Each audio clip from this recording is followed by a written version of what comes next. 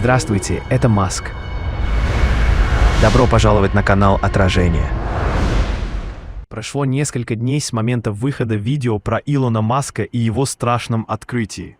Многие зрители согласились с тем, что технологии могут быть опасны, если допустить малейшую ошибку. Но настало время для новой истории, на этот раз о человеке с весьма интересной судьбой. Многие его знают как Мистер Бист. В конце рабочего дня Эмма, как обычно, возвращалась домой на ночном поезде в Токио. Поездка предоставляла ей идеальную возможность в последний раз перечитать свою работу перед публикацией, чтобы быть уверенной. Все готово к встрече с читателями. Название истории – «Страшная история мистера Биста». Что скрывает мистер Бист? Вы не поверите, чем обернулся его последний эксперимент. Глава 1. Джунгли встречают объятиями. Яркое солнце немилосердно палило, прожигая влажный воздух насквозь. Казалось, даже сами звуки здесь были пропитаны жарой и какой-то густой, липкой тишиной, которая обволакивала уши, несмотря на стрекот цикад и крики экзотических птиц, доносящиеся из изумрудной стены джунглей. Вертолет, доставивший их сюда, уже улетел, оставив после себя лишь быстро рассеивающийся вихрь пыли и оглушительную пустоту. Теперь они стояли на небольшой, расчищенной от буйной растительности площадке, окруженной со всех сторон непроницаемой стеной зелени. Амазонка, сердце дикой природы, место, где цивилизация отступает под натиском первозданной силы. Именно здесь, в этом зеленом аду, им предстояло провести ближайшие недели, сражаясь за главный приз в новом реалити-шоу Мистера Биста. 12 человек, отобранных из тысяч претендентов, стояли, немного растерянные, но в основном полные предвкушения. Среди них были и опытные выживальщики, и городские жители, жаждущие острых ощущений, и просто авантюристы, соблазненные возможностью прославиться и разбогатеть. Каждый из них прошел жесткий отбор, доказав свою физическую и психологическую готовность к экстремальным условиям. Но ни один из них, конечно, не мог представить, насколько экстремальными окажутся эти условия на самом деле. В центре площадки, как всегда сияющий белозубой улыбкой, стоял сам мистер Бист, Джимми Дональдсон, собственной персоной. Его неизменная кепка с логотипом, яркая футболка и заразительный энтузиазм создавали атмосферу праздника, даже в этой дикой глуши. Вокруг него сновали операторы с камерами, ловя каждый его жест, каждое слово. Шоу уже началось, и миллионы зрителей по всему миру, затаив дыхание, ждали начала этого безумного эксперимента. «Добро пожаловать в Амазонку, ребята!» — прогремел голос мистера Биста, усиленный портативной колонкой. Его энергия была заразительной, и даже нервозность участников немного отступила под напором его оптимизма. «Вы лучшие из лучших! Вы прошли через огонь, воду и медные трубы, чтобы попасть сюда. И теперь вы здесь, чтобы сразиться за главный приз, который изменит вашу жизнь навсегда». Он сделал театральную паузу, обводя взглядом собравшихся. Солнце играло в его глазах, делая их еще более блестящими и восторженными. Правила просты, как дважды два. Вы должны выжить в джунглях, без посторонней помощи, без комфорта цивилизации. Только вы, природа и ваши собственные навыки. Каждый день вас ждут испытания на прочность, выносливость и смекалку. Каждую неделю мы будем исключать одного участника. И только один из вас, самый сильный, самый умный, самый выносливый, получит главный приз – $500 000. Восторженные возгласы прокатились по площадке.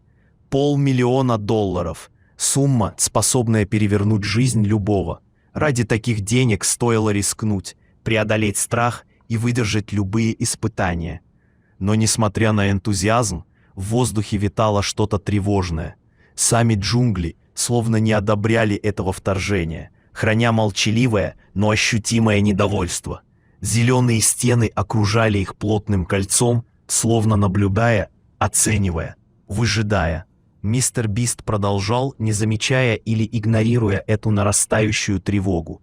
Вам выдадут минимальный набор снаряжения: нож, флягу, огниво и мачете. Все остальное вам придется добывать самим. Еда, вода, укрытие – все зависит только от вас. Здесь нет правил, кроме одного – выжить. И, конечно же, не убивать друг друга, хотя я не буду возражать против небольшой конкуренции. Он подмигнул, и участники неуверенно засмеялись. Раздача снаряжения прошла быстро. Каждый получил свой скромный набор и рюкзак с минимальным запасом необходимых вещей. Мистер Бист провел краткий инструктаж по безопасности, предостерегая от ядовитых змей, хищников и прочих опасностей джунглей. Но его слова звучали как-то формально, словно он сам не до конца понимал, с чем им предстоит столкнуться. Его энтузиазм казался наигранным, а улыбка слишком широкой, словно скрывающей что-то. Когда солнце начало клониться к закату, мистер Бист объявил об окончании первого дня и пожелал всем удачи. Операторы свернули оборудование, и вертолет вернулся, чтобы забрать съемочную группу. Участники остались одни в джунглях, одни на один с дикой природой и собственными страхами. Первое впечатление от джунглей было завораживающим и пугающим одновременно. Экзотическая красота тропической растительности, яркие краски цветов и птиц, невероятное разнообразие звуков – все это поражало воображение. Но за этой красотой скрывалась темная, первобытная сила, которая чувствовалась на интуитивном уровне. Влажный, удушливый воздух казался тяжелым и неподвижным, словно сгустившаяся магия. Зелень была слишком густой, слишком насыщенной, словно поглощающий свет и звуки, и в этой густоте постоянно мерещились тени, движения, неясные силуэты. Участники разбрелись по площадке, пытаясь освоиться и найти подходящее место для лагеря. Напряжение витало в воздухе, смешиваясь с запахами влажной земли, гниющих листьев и незнакомых цветов. Первоначальный энтузиазм начал уступать место тревоге и неуверенности. Джунгли казались мрачными и неприветливыми, словно живой организм, наблюдающий за ними с недобрым любопытством.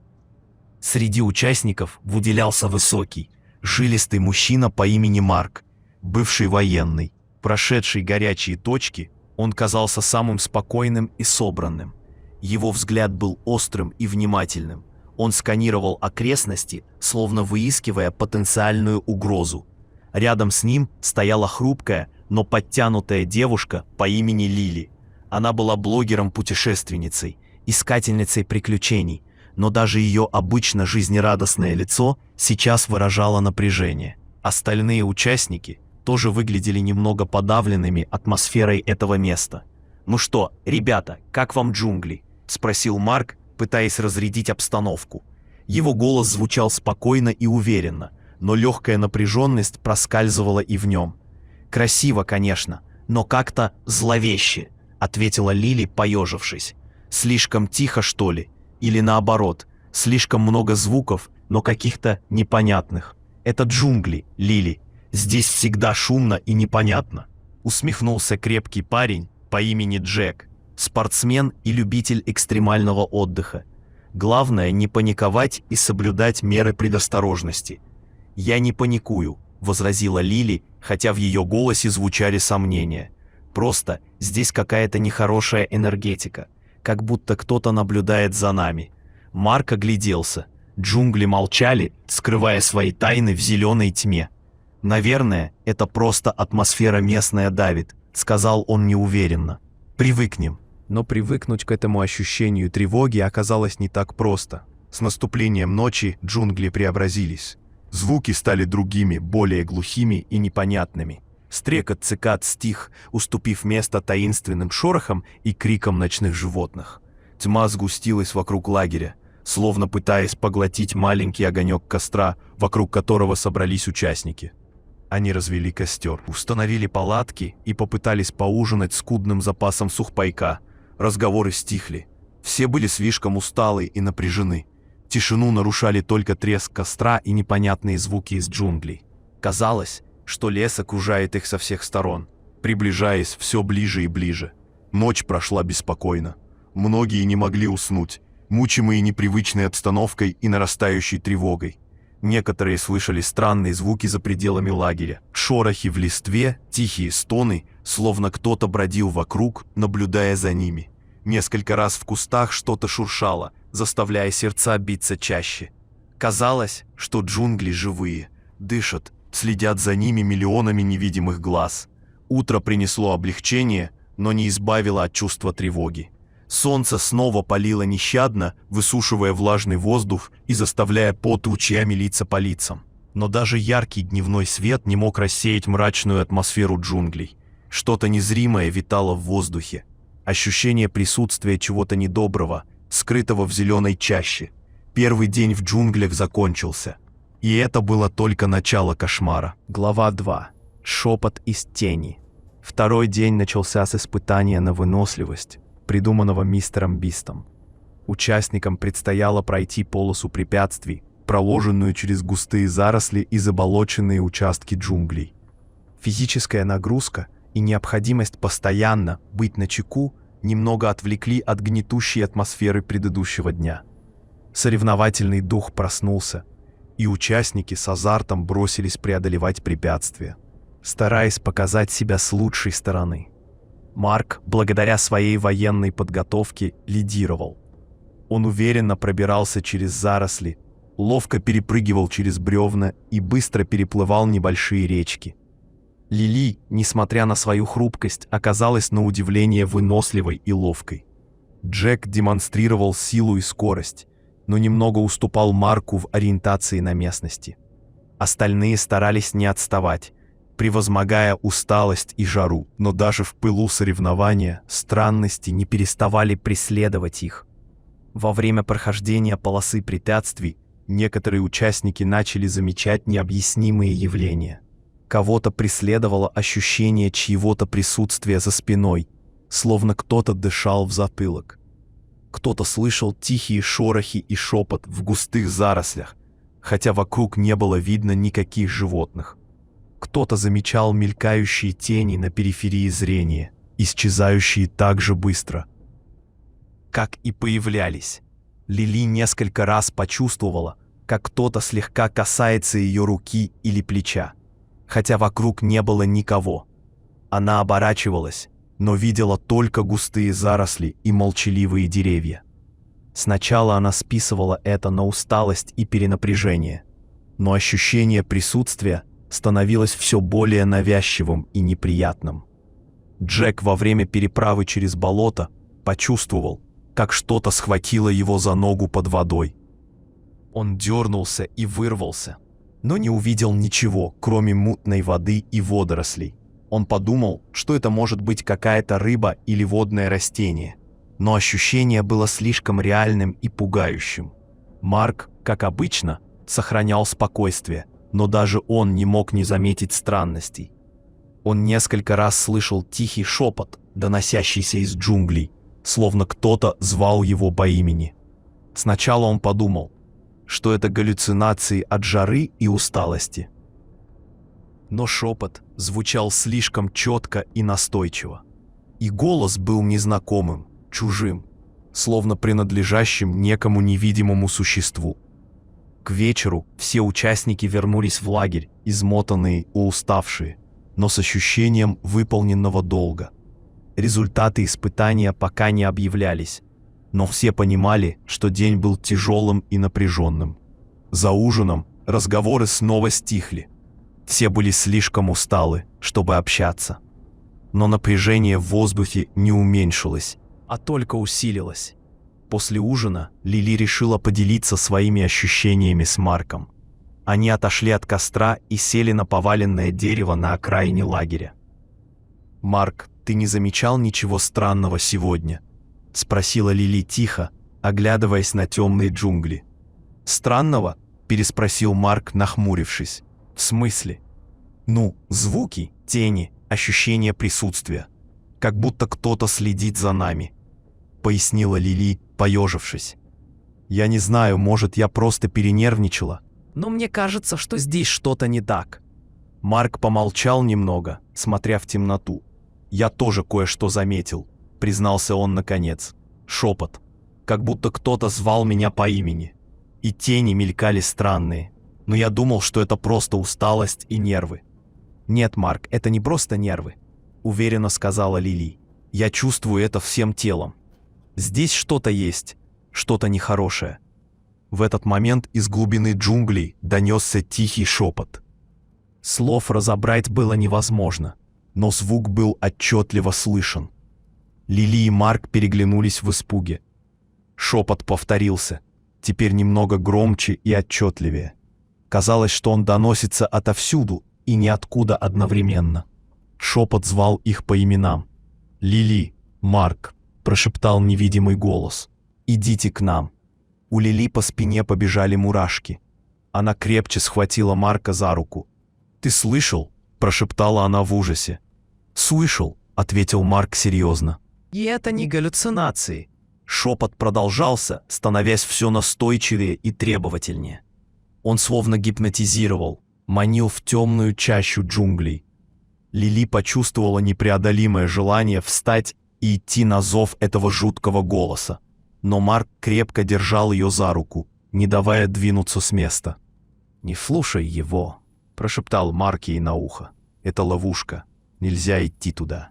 Лили со всех сил пыталась сопротивляться невидимой силе, тянущей ее в темноту. Шепот становился все громче и настойчивее, словно пытаясь сломить ее волю. Она закрыла уши руками, пытаясь не слышать эти жуткие слова. Но шепот проникал в самую глубину ее сознания, заполняя все ее мысли и чувства. Вдруг шепот резко стих. Наступила пугающая тишина, еще более зловещая, чем предыдущие звуки. Лили и Марк сидели неподвижно, боясь пошевелиться и дышать. Тишина казалась густой и плотной, словно осязаемой материей. Казалось, что джунгли затаили дыхание, наблюдая за ними из темноты. После долгих минут напряженного молчания Лили робко спросила, что это было, Марк. Марк покачал головой, не отрывая взгляда от темных джунглей. «Я не знаю», — ответил он тихо, — «но это не к добру». Они вернулись в лагерь, потрясенные и испуганные, рассказали о случившемся Джеку и еще нескольким участникам, которым доверяли. Сначала им не поверили, списав все на усталость и воображение. Но потом некоторые признались, что тоже замечали странности и слышали непонятные звуки. Ночь обещала быть беспокойной, и страх медленно, но верно проникал в сердца участников реалити-шоу, заменяя первоначальный азарт и энтузиазм леденящим ужасом. Джунгли начали раскрывать свои темные тайны, и это было только начало кошмара. Ночные кошмары уже ждали их во сне, готовясь проникнуть и в реальность. Глава 3. Шепот из чащи. Ночь опустилась на джунгли, принося с собой не только тьму, но и усилившееся чувство тревоги. Костер, вокруг которого собрались участники, казался крошечным островком света в огромном океане тьмы. Звуки ночи стали более навязчивыми, шорохи и крики животных смешивались с глухими стуками и непонятными вздохами, словно лес жил своей собственной, скрытой жизнью. После вечернего разговора о шепоте из джунглей напряжение в лагере достигло предела. Страх, до этого момента лишь легким прикосновением, касавшийся их сознания, теперь окутал всех плотным покрывалом. Сны этой ночи были иными, чем предыдущие. Они стали ярче, насыщеннее, словно реальность просачивалась в мир грез, стирая границы между явью и фантазией. Лили снилось, что она стоит на опушке леса, а перед ней раскинулся бескрайний зеленый лабиринт. Деревья нависали над ней, словно живые существа, их ветви тянулись к ней, как костлявые пальцы. В глубине леса мелькали тени, неясные фигуры, словно кто-то наблюдал за ней из засады, и снова звучал шепот, теперь громче и отчетливее, зовущий ее в глубину чащи.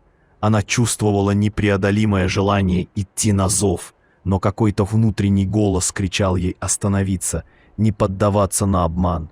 Она проснулась в холодном поту, сердце колотилось как бешеное. Вокруг царила ночная тьма, нарушаемая только треском костра и тихими вздохами спящих соседей. Но ощущение ужаса, пережитого во сне, не покидало ее, словно кошмар продолжался и наяву. Марку снился бой, но это был необычный бой, не тот, к которому он привык. Враг был невидимым, неосязаемым, словно сама тьма напала на него. Он сражался в джунглях, но джунгли были живыми, дышали, наступали на него со всех сторон. Деревья превращались в чудовищ. Лианы душили, земля уходила из-под ног.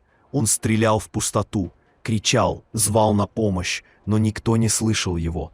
И снова шепот, теперь злобный и издевательский, окружал его со всех сторон. Голоса смеялись над ним, издевались, обещали мучение и смерть. Он проснулся в ужасе, задыхаясь от страха. Сон был слишком реальным, слишком живым, словно он действительно пережил этот кошмар. Он понял, что джунгли не просто место, где им предстоит выживать. Это что-то большее, что-то темное и опасное, что играет с ними, питаясь их страхами. Джек тоже видел кошмары. Ему снилось, что он один бродит по джунглям, оторвавшись от группы. Вокруг царила непроглядная тьма, только лунный свет едва пробивался сквозь густые кроны деревьев. Он шел вперед, спотыкаясь о корни и лианы, пытаясь найти дорогу обратно в лагерь. Но джунгли запутывали его, заводили все глубже и глубже в свою чащу. И снова шепот. Теперь манящий и сладкий, обещающий покой и избавление от страха. Голос звал его к старому дереву, стоящему в глубине леса. Джек почувствовал непреодолимое желание идти на зов, словно загипнотизированный. Он подошел к дереву и увидел, что в его корнях зияет темная пещера. Из пещеры исходил мягкий свет, и звучала тихая музыка. Голос звал его войти, обещая вечное упокоение. Джек уже собрался сделать шаг в темноту, но вдруг проснулся. Вспомнив предупреждение Марка и Лили о шепоте из джунглей, он понял, что сон был не случайен, что джунгли пытаются заманить их в ловушку, используя их страхи и желания. С рассветом кошмары не исчезли полностью. Они продолжали преследовать участников и наяву, проявляясь в виде видений и галлюцинаций. Некоторые начали видеть пугающие фигуры на периферии зрения, мелькающие между деревьями или прячущиеся в кустах. Другие слышали шепот и голоса даже днем, когда джунгли были полны звуков жизни. Видения становились все более четкими и навязчивыми, словно джунгли пытались прорваться в их сознание, заполонить их разум своим темным присутствием. Напряжение в лагере росло с каждым часом. Усталость, голод, жара и постоянное ощущение страха выматывали участников физически и психологически. Начались первые конфликты и подозрения. Некоторые срывались друг на друга, обвиняя в трусости и панике. Другие замыкались в себе, стараясь не обращать внимания на происходящее. Единство, которое еще недавно царило в группе, начало разрушаться, уступая место недоверию и враждебности. Джек, который еще вчера был полон энтузиазма и оптимизма, стал замкнутым и раздражительным.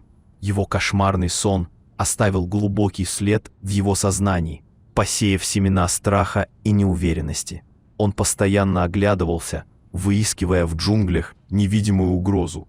Ему казалось, что шепот преследует его повсюду, звучит в каждом шорохе листьев, в каждом крике птицы. Он начал видеть тени и фигуры на периферии зрения, которые исчезали так же быстро, как и появлялись. Лили стала еще более нервной и тревожной. Ее видения стали более четкими и пугающими. Она начала видеть не просто тени, а конкретные фигуры, высокие, худые существа с бледными лицами и пустыми глазницами, смотрящие на нее из темноты. Шепот стал звучать не только во сне, но и наяву, зовущий ее по имени, обещая ей покой и избавление от страха. Она понимала, что это галлюцинации, игра ее воображения, но они казались слишком реальными, слишком навязчивыми, чтобы их игнорировать. Марк старался сохранять спокойствие и самообладание, но даже его стойкость начала давать трещину. Он видел, как страх разъедает группу изнутри, разрушая доверие и единство. Он понимал, что если они не смогут справиться с паникой, то джунгли победят их не физически, а психологически. Он решил поговорить с остальными, попытаться успокоить их и найти объяснение происходящим странностям. Вечером, после скудного ужина, Марк собрал остальных участников у костра. Его лицо было серьезным и озабоченным. «Ребята, нам нужно поговорить», — сказал он тихо, но твердо. Все заметили, что здесь происходит что-то странное. Сны, видения, шепот. Мы не можем просто игнорировать это. Несколько участников закивали в знак согласия. Другие молчали, опустив головы.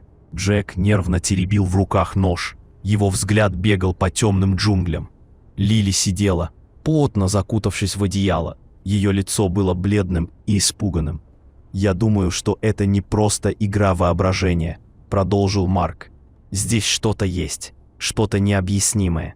Мы должны понять, что это и как с этим бороться. Может, это просто психологическое давление?» Предположил один из участников, полный толстяк по имени Пит, который постоянно жаловался на голод и усталость. Мистер Бист же говорил, что это реалити-шоу на выживание. Может, он специально создает такую атмосферу, чтобы испытать нас на прочность. «Возможно», — согласился Марк неуверенно. «Но шепот, видение — это слишком реально, чтобы быть просто психологическим давлением. И голос звал нас по именам. Откуда ему знать наши имена?» «Может, это какая-то запись?» — предположила Лили тихо. Мистер Бист мог установить скрытые динамики в джунглях и транслировать звуки и голоса, чтобы напугать нас. «Это возможно», — сказал Марк, задумавшись. «Но зачем ему это? Чтобы повысить рейтинги шоу? Это слишком жестко, даже для мистера Биста. А может, здесь действительно есть что-то необъяснимое?» — прошептал Джек дрожащим голосом. «Может, легенды о злых духах джунглей — это не просто сказки?» Тишина воцарилась в лагере. Все смотрели друг на друга с недоверием и страхом. Слова Джека прозвучали как крайнее проявление паники, но в глубине души каждый понимал, что в них есть доля правды. Джунгли казались слишком необычными, слишком зловещими, чтобы объяснить все происходящее просто психологическим давлением или техническими уловками мистера Биста. Шепот из чащи продолжал звучать в их сознании, напоминая о невидимой угрозе, скрытой в зеленой тьме. И страх становился все сильнее, заполняя все пространство между ними, разделяя их и делая уязвимыми перед неизвестным злом. Глава 4. Игра мистера Биста. На следующее утро мистер Бист вернулся в джунгли. Его вертолет приземлился на уже знакомой площадке, и он вышел из него, как всегда, сияющий и энергичный. Операторы с камерами снова окружили его, готовые запечатлеть каждый его шаг. Мистер Бист поприветствовал участников своей неизменной улыбкой, словно ничего странного не происходило. «Доброе утро, чемпионы!» — прогремел его голос, разгоняя утреннюю тишину джунглей. «Как вам спалось? Готовы к новым испытаниям?» Участники смотрели на него с смешанными чувствами. С одной стороны, его появление принесло некоторое облегчение, словно связь с цивилизацией была восстановлена. С другой стороны, их тревога и подозрения только усилились.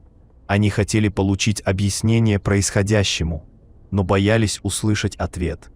Марк решился выйти вперед и заговорить с мистером Бистом. Его лицо было серьезным и напряженным.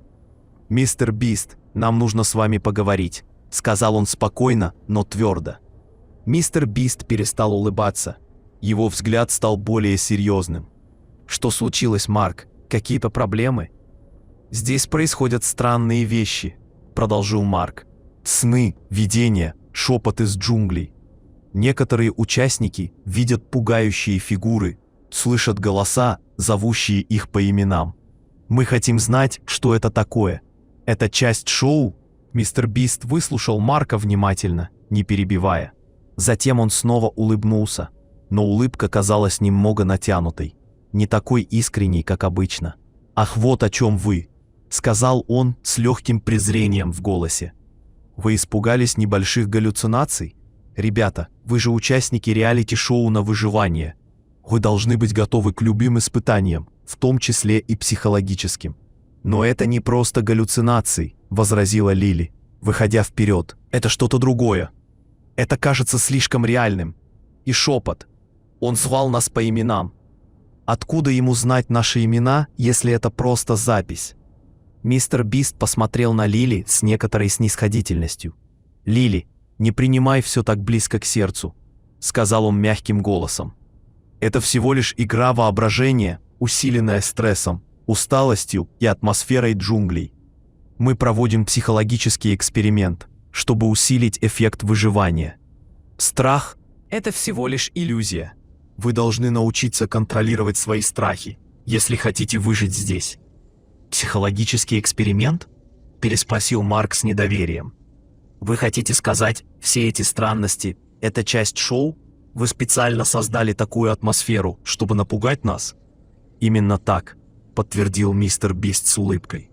«Мы хотели сделать шоу более захватывающим, более реалистичным.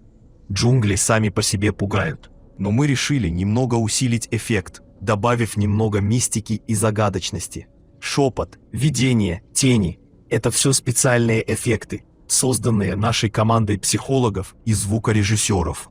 Участники смотрели на мистера Биста с недоверием и недоумением. Его объяснения звучали слишком просто и неубедительно. Спецэффекты, психологический эксперимент — это казалось слишком натянутым и неправдоподобным. Но мистер Бист продолжал улыбаться и уверять их, что все под контролем, что нет никакой реальной опасности. «Ребята, расслабьтесь», — сказал он ободряющим тоном. «Это всего лишь шоу. Не принимайте все так серьезно. Наслаждайтесь приключением. Покажите всему миру, на что вы способны.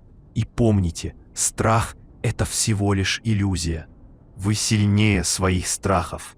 Он похлопал Марка по плечу и повернулся к камерам, снова сияя своей белозубой улыбкой. «Ну что, готовы к новому испытанию? Сегодня вас ждет поход в глубину джунглей в поисках древних руин. Говорят, там хранятся несметные сокровища и древние тайны. Кто знает, может быть, вы найдете что-то интересное». «Или кого-то интересного». Он подмигнул, и участники неуверенно засмеялись.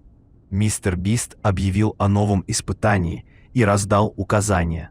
Участникам предстояло отправиться в поход в глубину джунглей в сопровождении местного проводника, которого привел мистер Бист. Проводник был молчаливым и угрюмым стариком с морщинистым лицом и пронзительными черными глазами. Он говорил на непонятном диалекте и понимал только несколько слов по-английски. Мистер Бист представил его как лучшего проводника в этих джунглях, знающего все тайные тропы и опасные места. Но участники смотрели на проводника с недоверием и тревогой. Его молчаливость и угрюмость только усиливали мрачную атмосферу джунглей. Его пронзительные глаза казались слишком пытливыми, словно он видел их насквозь, читал их мысли и страхи. И в его взгляде мелькало что-то странное, неуловимое, что заставляло сердца биться чаще. Когда мистер Бист уже собирался улетать, Марк снова подошел к нему и посмотрел ему прямо в глаза. «Мистер Бист, скажите честно, что здесь происходит на самом деле?» — спросил он тихо, но настойчиво. «Мы чувствуем, что вы что-то скрываете от нас. Это действительно просто шоу? Или здесь есть что-то большее?» Мистер Бист на мгновение замедлил движение и посмотрел на Марка внимательно. В его глазах мелькнуло что-то странное. Неуверенность? Или страх? На миг его улыбка исчезла, уступив место серьезному и озабоченному выражению. Но уже в следующее мгновение улыбка вернулась, став еще более широкой и натянутой, чем прежде. «Марк, ты слишком серьезен», — сказал он весело. «Расслабься и наслаждайся шоу. Все будет хорошо. Обещаю. Страх — иллюзия. Помни это». Он подмигнул Марку, сел в вертолет и улетел, оставив участников снова одни в джунглях. Но на этот раз они остались не только одни с дикой природой, но и с сомнениями и подозрениями.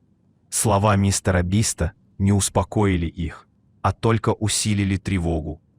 Что-то было не так. Что-то скрывалось за его улыбкой и бодрыми заверениями. И они почувствовали, что игра становится все более опасной, что на кону стоит не только главный приз, но и их собственные жизни. Поход в глубину джунглей начался, и никто не знал, чем он закончится, но предчувствие беды витало в воздухе, словно предвестник надвигающейся катастрофы. Глава 5. Первое исчезновение.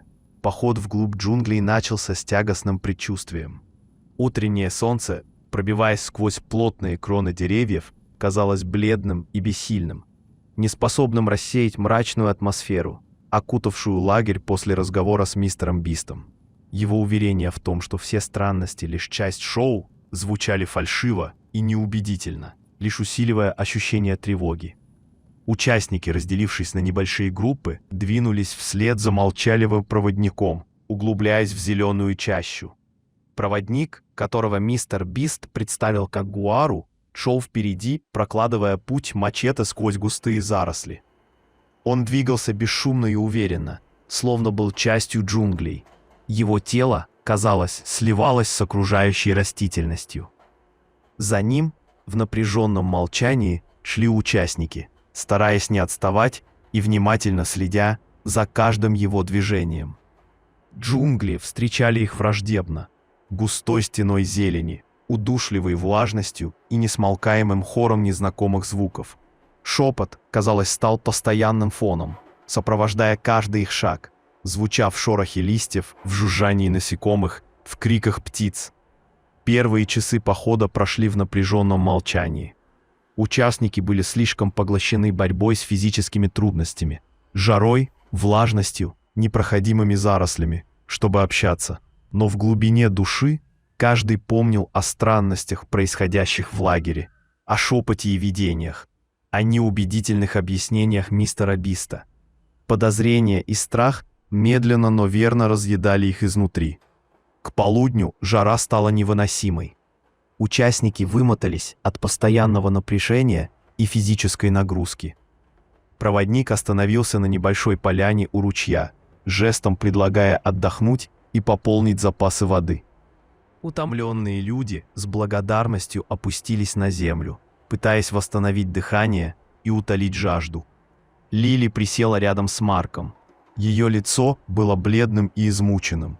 «Я не верю мистеру Бисту», — прошептала она тихо, оглядываясь по сторонам. Его объяснения звучат как отговорки. Здесь действительно что-то не так. Марк кивнул в знак согласия. «Я тоже так думаю», — ответил он серьезно. В его глазах был страх, когда я спросил его напрямую. «Он что-то скрывает от нас. Может, он сам не знает, что здесь происходит», — предположил Джек, присоединяясь к разговору.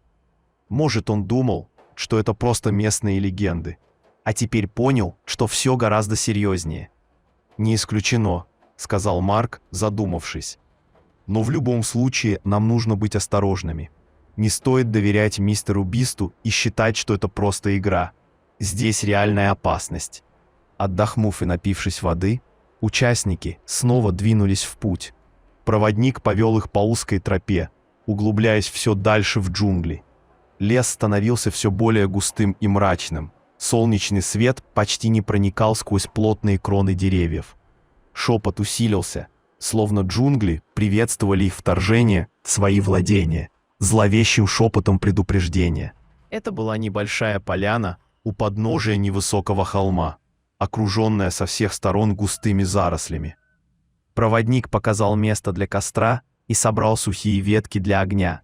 Участники начали разбивать лагерь, устанавливая палатки и готовя ужин. Вечер опустился на джунгли быстро и незаметно. Тьма окутала лагерь плотным покрывалом, оставляя лишь крошечный островок света вокруг костра. Звуки ночи стали еще более навязчивыми и тревожными. Шорохи, крики животных Непонятные стуки и вздохи сливались в несмолкаемый хор, наполняя воздух ощущением невидимого присутствия. Шепот стал громче и отчетливее, звуча не только из джунглей, но и внутри их голов, зовущий их по именам, манящий в темноту. После скудного ужина участники собрались у костра, пытаясь согреться и успокоиться.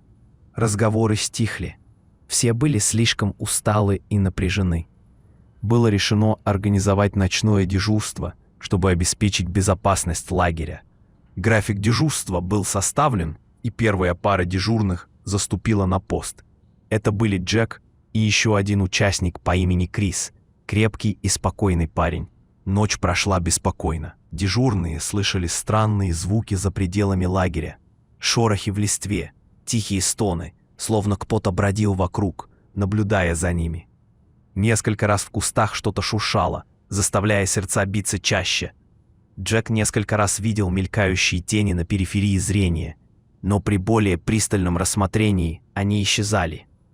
Шепот не прекращался ни на минуту, звуча все настойчивее и требовательнее. На середине дежурства Крис отошел от костра, чтобы осмотреть окрестности. Джек остался один, внимательно вглядываясь в темноту.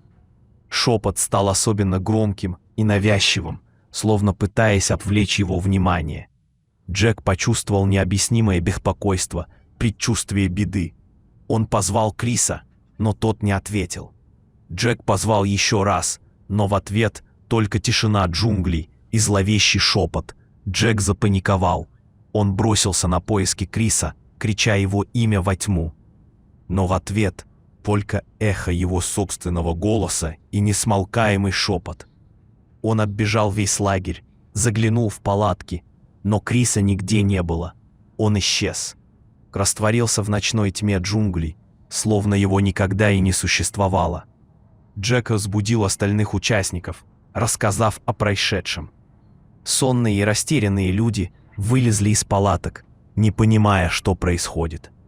Когда Джек объяснил, что Крис исчез, в лагере воцарилась паника. Первоначальное неверие быстро сменилось ужасом и отчаянием.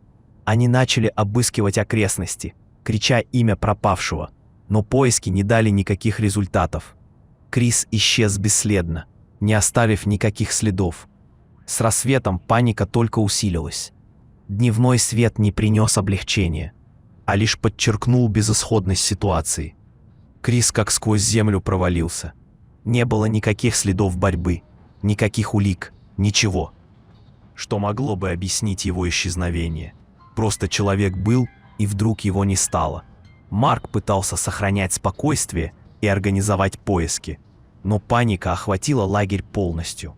Участники были в ужасе, не понимая, что делать и как действовать дальше. Мистер Бист уверял их, что страх — это иллюзия, что все под контролем, что это всего лишь шоу. Но исчезновение Криса разрушило эту иллюзию полностью. Стало ясно, что это не игра, а реальная опасность. И они столкнулись с чем-то необъяснимым и смертельно опасным, скрытым в глубине джунглей. Шепот из чащи стал звучать как похоронный звон, предвещая новые жертвы и новые кошмары. Глава 6.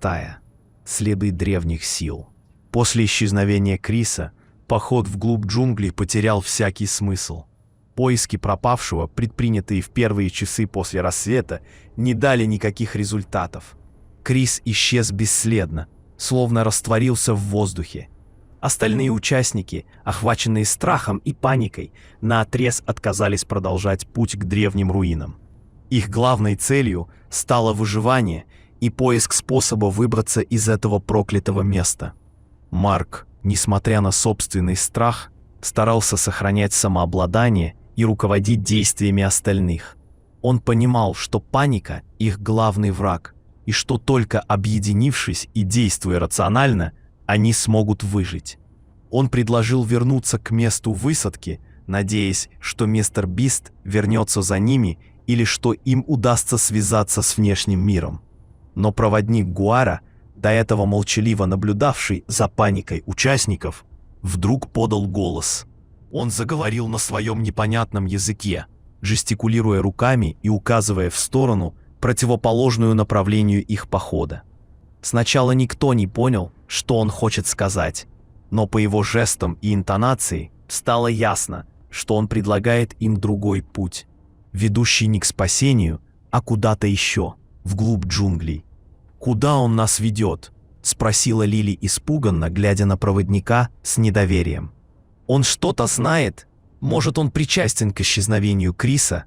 «Не знаю», — ответил Марк, нахмурившись. «Но у нас нет другого выбора. Возвращаться к месту высадки слишком опасно. Мы можем заблудиться или столкнуться с чем-то еще хуже. А Гуара кажется единственным, кто знает эти джунгли. Может, он знает, как нам помочь». Не без колебаний участники согласились следовать за проводником. Идти в неизвестность было страшно, но оставаться на месте и ждать неизвестно чего еще страшнее. Гуара повел их по другой тропе, еще более узкой и запутанной, чем предыдущая. Джунгли становились все более дикими и неприветливыми, словно не желали отпускать их из своих владений. Через несколько часов тяжелого пути проводник вывел их к неожиданному месту. Среди густых зарослей открылась небольшая поляна, на которой возвышались каменные руины. Это были остатки древнего поселения, поросшие мхом и лианами, полуразрушенные временем и джунглями. Каменные стены, когда-то величественные, теперь лежали в руинах. Лишь кое-где сохранились фрагменты резных узоров и непонятных символов. Участники остановились в изумлении, глядя на руины. Это было то самое место, которое они должны были найти по заданию мистера Биста. Древние руины в глубине джунглей, хранящие несметные сокровища и древние тайны. Но теперь сокровища и тайны интересовали их меньше всего. Их волновало лишь одно — выжить и выбраться из этого проклятого места. Гуара подошел к руинам и жестом пригласил участников следовать за ним. Он повел их через разрушенные стены, показывая на странные символы и артефакты, разбросанные повсюду. На камнях были вырезаны непонятные рисунки, стилизованные изображения животных, людей в странных позах, геометрические фигуры и неизвестные письмена. Среди руин лежали обломки керамической посуды, каменные орудия труда, кости животных и людей. Гуара собрал несколько артефактов и показал их участникам. Это были странные предметы, не похожие ни на что, что они видели раньше. Небольшие каменные фигурки непонятных существ, амулеты из кости и металла, резные пластины с символами и письменами. Гуара говорил что-то на своем языке, указывая на артефакты и на руины, словно пытаясь рассказать им что-то важное. Марк попытался понять, что хочет сказать проводник. Он жестами спросил Гуару, кто жил в этих руинах и что с ними случилось. Гуара понял вопрос и ответил на своем языке, указывая на джунгли и на небо, делая жесты, словно описывая какую-то катастрофу. Затем он указал на символы на камнях и на артефакты, говоря что-то о злых духах джунглей, пробудившихся от сна. Хотя участники не понимали языка Гуары, его жесты и интонация были достаточно выразительными, чтобы понять основную мысль. Он рассказывал им легенды о древнем народе, жившем в этих джунглях задолго до них. Этот народ поклонялся злым духам джунглей, приносил им жертвы и совершал темные ритуалы. Но в какой-то момент духи пробудились от сна и обернулись против своих поклонников, уничтожив их поселение и превратив это место в проклятое. И теперь духи снова пробудились, привлеченные их вторжением в их владение, и жаждут новых жертв. Слова Гуары, даже непонятные, звучали зловеще и пугающе. Легенды о злых духах джунглей из уст местного жителя приобретали зловещую реальность. Участники переглянулись в ужасе, понимая, что их кошмары становятся явью. Шепот, видение, исчезновение Криса — все это могло быть проявлениями древних сил, пробудившихся в этих джунглях, и они оказались в центре этой древней мистической войны, став невольными жертвами неизвестного зла. Руины древнего поселения казались теперь не просто местом археологических раскопок, а вратами в мир темных сил, из которого уже начал просачиваться кошмар в их реальность. И они почувствовали, что их борьба за выживание становится не только физической, но и мистической, противостоянием древнему злу, скрытому в сердце джунглей. Глава 7. Видение становится явью. Пребывание в руинах древнего поселения Стало переломным моментом. Здесь, среди обломков прошлого, мистика джунглей проявилась во всей своей пугающей силе. Легенды Гуары о злых духах, которые сначала казались лишь местными суевериями, обретали зловещую реальность. Видения, до этого момента лишь смутными тенями скользившие на периферии сознания, стали явными и агрессивными, вторгаясь в реальность с настойчивостью кошмара. Атмосфера руин была пропитана древним злом, ощутимым и давящим, словно физическая тяжесть, сковывающая волю и разум. Первые признаки усиления мистики проявились почти сразу после того, как участники расположились на ночлег среди руин. Ночь, окутавшая древнее поселение, была иной, чем все предыдущие. Тьма казалась гуще и плотнее, словно живая, дышащая сущность, окружающая их со всех сторон. Звуки джунглей стихли, уступив место зловещей тишине, нарушаемой лишь тихим шепотом ветра, проносящегося сквозь разрушенные стены, и едва уловимыми звуками, словно чьи-то шаги или вздохи, доносящиеся из глубины руин. Шепот стал непрерывным, навязчивым, звучащим не только в ушах, но и в самом сознании, переплетаясь с мыслями и чувствами, лишая покоя и сна. Сны, которые посетили участников в эту ночь, были кошмарными и реалистичными. Словно продолжение дневных видений. Лили снилось, что она бродит по лабиринту руин, преследуемая тенями и голосами. Руины оживали, каменные стены складывались и раздвигались, образуя бесконечные коридоры и тупики. Тени становились фигурами, высокими и худыми, с бледными лицами и пустыми глазницами, смотрящими на нее с ненавистью и голодом. Голоса шептали ее имя, звали ее в глубину лабиринта, обещая мучение и смерть. Она бежала, спотыкаясь и падая, но тени преследовали ее неотступно, приближаясь все ближе и ближе. Она проснулась в ужасе, задыхаясь от страха, но кошмар не отступил. Видения продолжались и наяву. Тени мелькали на стенах руин, фигуры прятались за обломками камней, шепот звучал в каждом шорохе ветра. Джек видел сон, в котором он стоял на краю пропасти, а внизу зияла бездонная тьма. Из тьмы поднимались руки, костлявые и скрюченные, тянущиеся к нему, чтобы стащить в бездну. Руки хватали его за ноги, за руки, за одежду, пытаясь утащить вниз. Он отбивался, кричал, звал на помощь, но никто не слышал его. Тьма поглощала его, затягивала все глубже и глубже, лишая света и воздуха. Он проснулся в холодном поту, чувствуя физическую боль от прикосновения кошмарных рук. И наяву видения не отпускали его. Он постоянно видел тени рук, тянущихся к нему, из-за камней, из-под земли, из самой тьмы джунглей. Марк, всегда отличавшийся стойкостью и рациональностью, тоже начал поддаваться влиянию мистики. Ему снилось, что джунгли оживают. Деревья превращаются в чудовищ, лианы в змей, земля в зыбучие пески. Джунгли наступали на него со всех сторон, пытаясь поглотить, задушить, растворить в своей зелени. Он сражался, используя все свои навыки и умения. Но враг был неумолим и непобедим. Джунгли были живыми, разумными, полными ненависти и голода.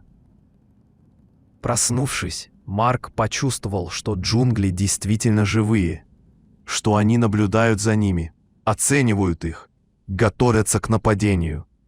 Видения стали преследовать его и днем.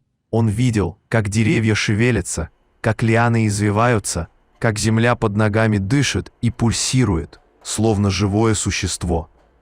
Шепот стал звучать, как голос джунглей, говорящий с ним, предупреждающий, угрожающий, обещающий гибель. Видения становились все более четкими и агрессивными, преследуя участников не только во сне, но и наяву.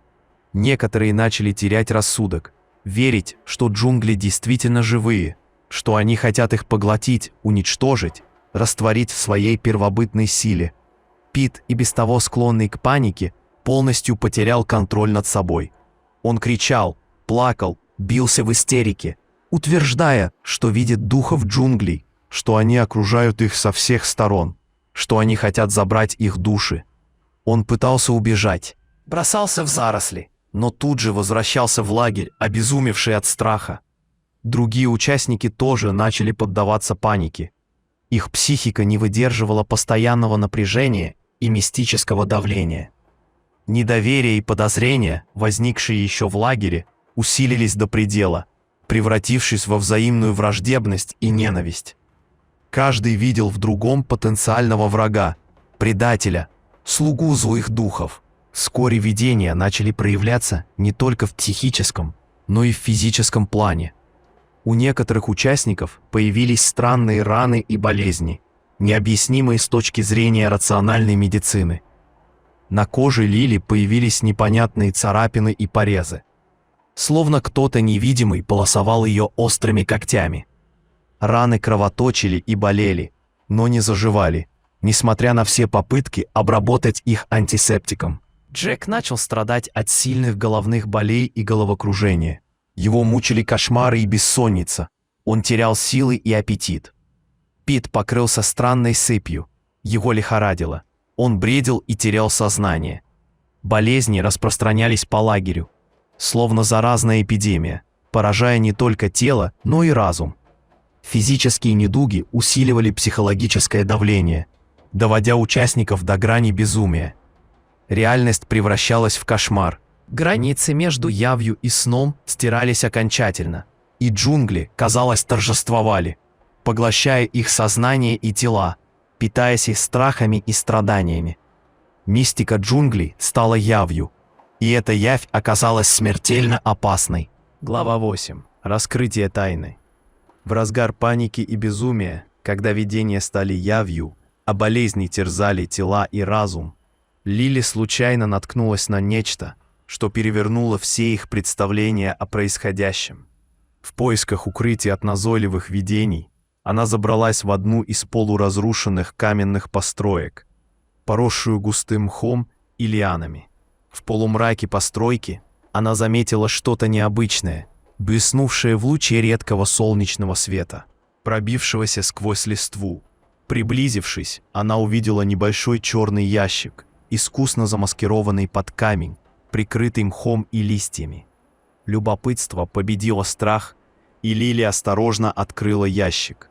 Внутри оказался небольшой кейс, а в кейсе видеокамера и несколько запасных аккумуляторов. Камера была включена, и на маленьком экране горел красный индикатор записи.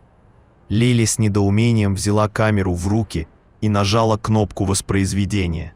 На экране появилось изображение лагеря, который они разбили в джунглях. Затем изображение самих участников, их лиц, разговоров, действий. Это была скрытая камера, наблюдающая за ними, записывающая каждый их шаг. Лили в ужасе отшатнулась, понимая, что это значит. Мистер Бист — это его камера. Он следил за ними, записывал их страдания, их страх, их безумие. Но зачем? Для шоу. Но это было бы слишком жестоко даже для него. И что-то подсказывало Лили, что дело не только в шоу. Что-то было не так. Что-то более зловещее скрывалось за этой слежкой. Лили позвала Марка и Джека, показала им находку и включила запись. Они смотрели молча, с нарастающим ужасом, как на экране разворачивается их собственная трагедия, записанная чужими глазами. Они видели себя, своих товарищей, их страх, их панику, их безумие. Они видели, как исчез Крис, как Пит сходит с ума, как Лили покрывается ранами, как Джек страдает от головных болей. И они видели, как все это записывается, фиксируется, словно для какого-то отчета, для какого-то зловещего архива. Просмотрев несколько записей, Лили, Марк и Джек пришли к ужасному выводу. Мистер Бист знал. Он знал об опасности. Он знал о злых духах джунглей. Он знал о проклятии древних руин. И он намеренно привел их сюда, в это проклятое место, чтобы использовать их страдания, их страх, их безумие для какой-то своей зловещей цели. Его уверение, что это всего лишь шоу, психологический эксперимент, спецэффекты, все это было ложью, циничной и жестокой. Он обманул их, заманил в ловушку, обрек на мучение и, возможно, на смерть. Но зачем? Зачем ему это нужно? Что он хотел получить, подвергая их такой ужасной опасности? Ответ пришел внезапно, как вспышка молнии, озарившая их сознание ужасающей правдой. «Скорее всего, он скормить нас хочет», – прошептал Джек дрожащим голосом, глядя на экран камеры. «Скорее всего, он знал о духах и привел нас сюда как жертву, чтобы умилостивить их, чтобы они оставили его в покое». Слова Джека прозвучали как откровение, объясняющее все необъяснимое. Мистер Бист с его безумными экспериментами и жаждой сенсаций мог быть связан с древними силами джунглей. Может быть, он заключил с ними какой-то договор, может быть, он поклонялся им, может быть, он просто хотел использовать их силу для своих целей. И для этого ему нужны были жертвы, человеческие жертвы, принесенные в проклятом месте, в древних руинах, пробудивших злых духов от сна. И они, участники реалити-шоу, оказались идеальными жертвами, наивными и доверчивыми, добровольно пришедшими в ловушку, расставленную безумным миллионером. Ужас и гнев захлестнули Лили, Марка и Джека. Они поняли, что их борьба за выживание – это не только борьба с дикой природой и мистическими силами, но и борьба с предательством и злом, исходящим от человека, которому они когда-то доверяли. Мистер Бист, их кумир, их благодетель, оказался их палачом, хладнокровным и расчетливым, готовым пожертвовать их жизнями ради своих темных целей. Раскрытие тайны стало последней каплей, переполнившей чашу их терпения. Страх уступил место ярости и решимости. Они должны выжить. Не только ради себя, но и ради мести, ради того, чтобы разоблачить злодея и остановить его безумие. Борьба за выживание переходила на новый уровень, превращаясь в отчаянную войну против сверхъестественной угрозы и человеческого предательства. Глава 9. Борьба за выживание. Открытие скрытой камеры мистера Биста стало ударом, оглушившим сильнее грома, прокатившегося над джунглями. Но за шоком и отчаянием быстро пришло осознание. У них не оставалось выбора, кроме как бороться. Бороться за свои жизни, за свою sanity, за месть против того, кто так цинично их предал. Страх, до этого момента парализовавший их волю, трансформировался в холодную ярость, подпитываемую отчаянием и инстинктом самосохранения. Лили, Марк и Джек, собрав вокруг себя немногих еще сохранивших рассудок участников, объявили о своем решении. «Мы не позволим ему скормить нас этим духом». Голос Лили, обычно тихий и мелодичный, сейчас звучал твердо и решительно, несмотря на дрожь, пробиравшую ее тело.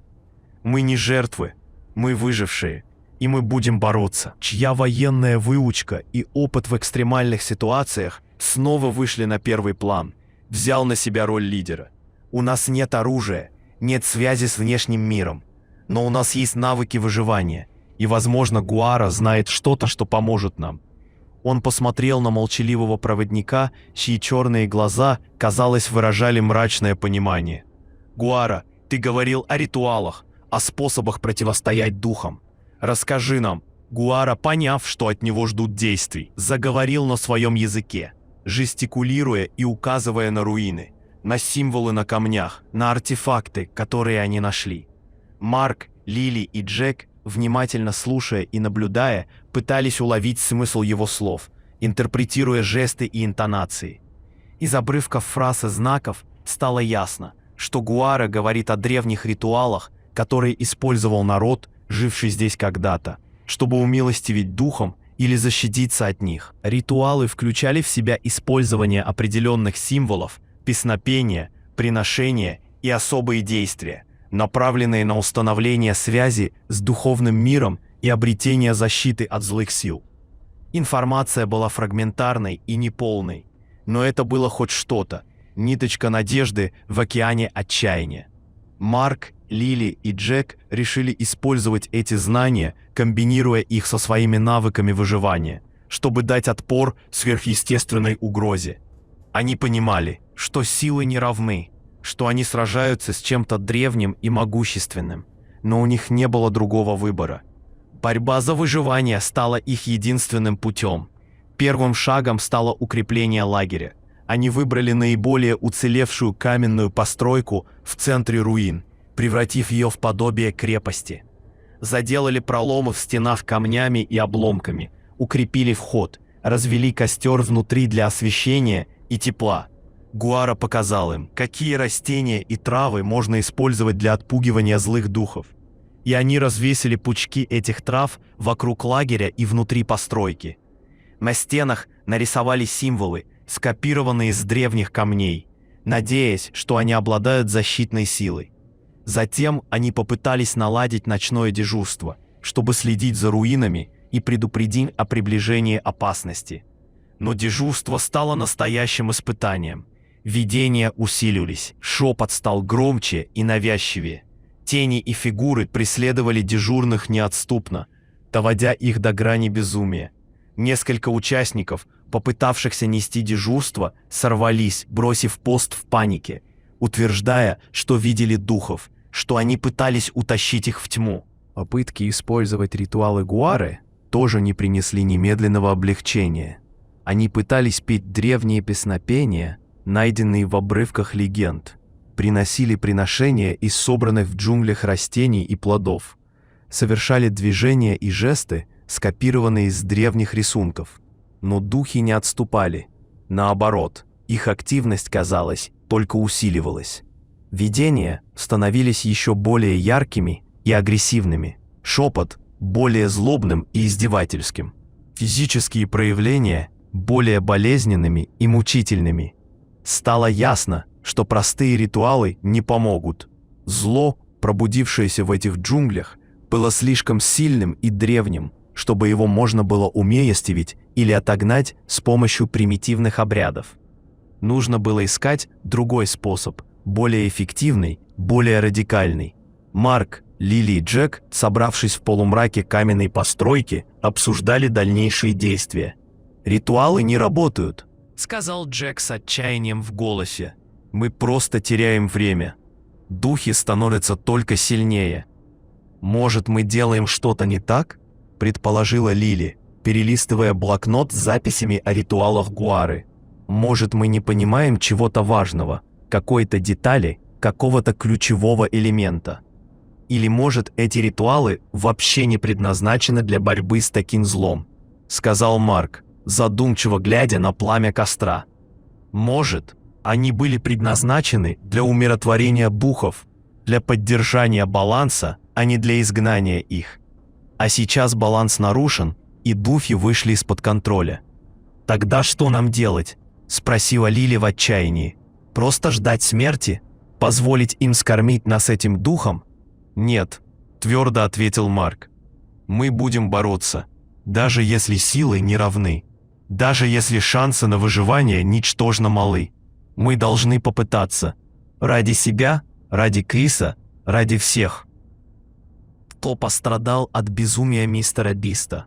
Марк предложил использовать их навыки выживания в сочетании с агрессивной тактикой противостояния духам. Они решили вылазки за пределы руин, чтобы собирать пищу, воду и необходимые материалы, одновременно исследуя окрестности в поисках слабых мест в защите духов или способов нанести им урон. Они понимали, что это очень рискованно, что каждая вылазка может стать последней, но сидеть сложа руки и ждать смерти было не в их характере. Первая вылазка оказалась тяжелой и опасной. Едва выйдя за пределы руин, участники столкнулись с активностью духов. Видения стали еще более навязчивыми и реалистичными. Шепот оглушающим и парализующим. Тени и фигуры преследовали их на каждом шагу. пытаясь заманить в ловушку, сбить с пути, посеять панику и раздор. Несколько участников поддались страху, отбились от группы и исчезли в джунглях. Оставшиеся с трудом вернулись в руины. Измотанные и потрясенные, потеряв еще нескольких товарищей. Несмотря на потери и неудачи, они не сдавались. Они продолжали вылазки, становясь все более опытными и осторожными, приспосабливаясь к условиям джунглей и тактике духов. Они научились игнорировать видение и шепот, концентрироваться на цели, действовать слаженно и решительно. Они использовали оружие, сделанное из подручных материалов, заостренные палки, камни, копья, чтобы отбиваться от невидимых атак и защищаться от диких животных. Они исследовали руины и окрестности в поисках слабых мест и ключей к победе. Борьба за выживание стала отчаянной и беспощадной. Силы были неравны, шансы на победу минимальны. Но в сердцах оставшихся участников горел огонь надежды и жажды мести. Они были готовы бороться до конца, даже если этот конец будет трагическим. Джунгли испытывали их на прочность, пытаясь сломить их волю, поглотить их сознание, уничтожить их физически. Но они не сдавались. Они боролись за жизнь, за свободу, за право на месть. И в этой отчаянной борьбе они нашли силу, о которой сами не подозревали. Глава 10. Кошмар наяву. Решимость бороться не могла скрыть растущее отчаяние. С каждым днем ряды выживших редели. Жертвами становились не только духи, но и болезни, голод и собственное безумие. Руины, когда-то казавшиеся убежищем, превратились в ловушку, осажденную невидимым врагом. Видения стали настолько интенсивными, что размывали грань между реальностью и кошмаром, заставляя сомневаться в собственном рассудке. Но мысль о предательстве мистера Биста и жажда мести давали силы двигаться дальше, несмотря на безнадежность ситуации. Марк, Лили и Джек понимали, что долго продержаться в руинах они не смогут. Ресурсы иссякали, духи становились все агрессивнее, а психическое состояние оставшихся участников достигло критической точки. Нужно было действовать решительно, предпринять последнюю отчаянную попытку вырваться из джунглей. Идея была бредовой и опасной, но другого выхода не оставалось. Они решили прорываться к месту высадки, надеясь, что там еще есть шанс на спасение. Гуара, поняв их намерение, вызвался помочь. Он указал на тайную тропу, ведущую через джунгли к реке, которая, по его словам, могла вывести их к цивилизации. Тропа была опасной и труднопроходимой, проходила через самые глухие и проклятые места джунглей, но это был их единственный шанс. Собрав остатки снаряжения и провизии, оставшиеся в живых участники, всего 6 человек, включая Марка, Лили, Джека и Гуару, выступили в поход. Ночь была выбрана не случайно. В темноте джунглей было еще более страшно и опасно, но они надеялись, что духи будут менее активны и заметны в ночной тьме. Гуара шел впереди, освещая путь факелом и прокладывая дорогу мачете. Остальные шли за ним, стараясь не отставать и не терять из виду факел в темноте. Поход оказался настоящим кошмаром. Тропа петляла по непроходимым зарослям, болотам и горным склонам. Темнота окружала их со всех сторон. Шепот стал оглушающим и парализующим. Видения преследовали их неотступно, пытаясь сбить с пути, заманить в ловушку, довести до безумия. Духи нападали невидимо, неожиданно, используя страх и панику как оружие. Несколько раз группа разваливалась. Участники теряли друг друга в темноте и зарослях, поддаваясь видениям и шепоту. Гуара с трудом собирал их вместе, удерживая от полного распада. Во время одного из нападений духов Джек отстал от группы. Он потерялся в темноте, окруженный видениями и шепотом, не мог найти дорогу обратно. Марк и Лили пытались его найти, кричали его имя, но в ответ только эхо и зловещий шепот. Джек исчез, став еще одной жертвой джунглей, оставшись вчетвером.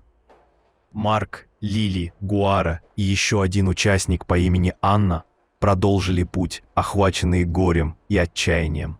К утру они достигли реки.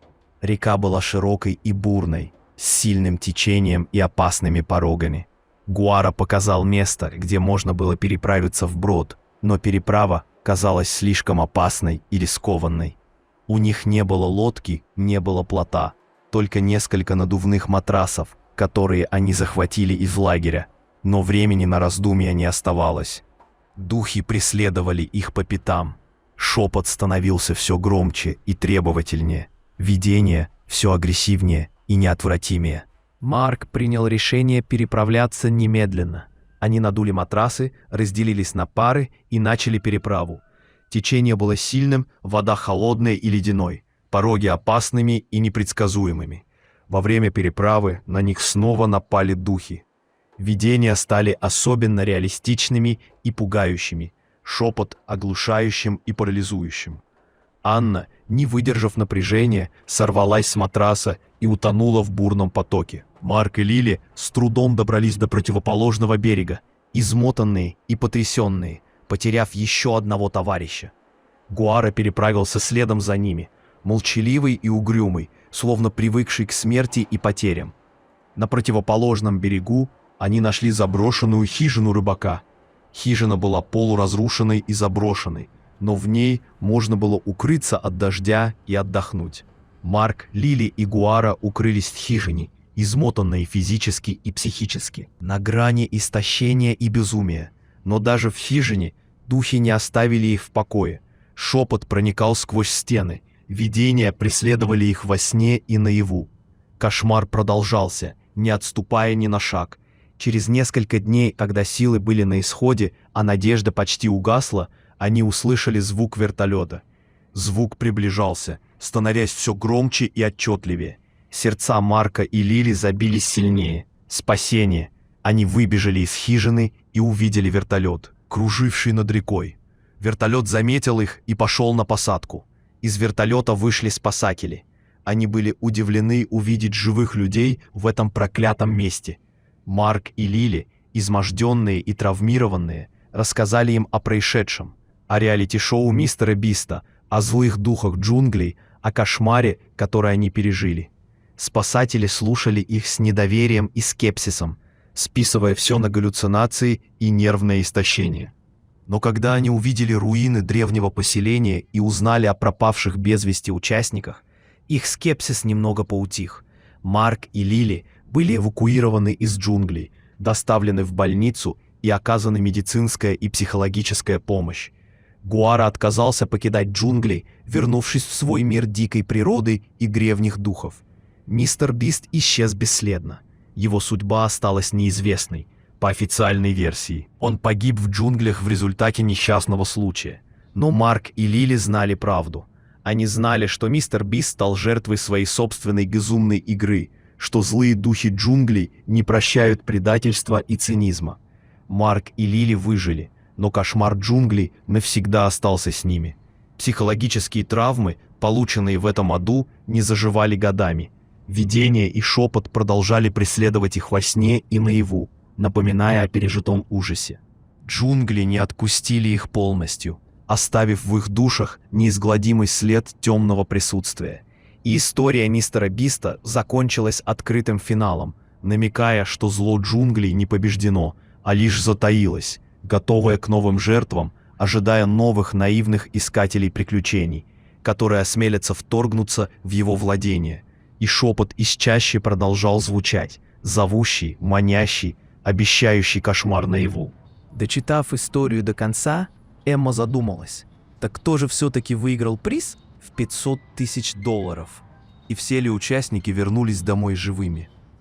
Сейчас еще рано говорить о том, кто успел вернуться из этого приключения, из тех самых глубин джунглей Амазонки. Но это мы узнаем уже в следующем выпуске. Совсем скоро он появится на канале «Отражение».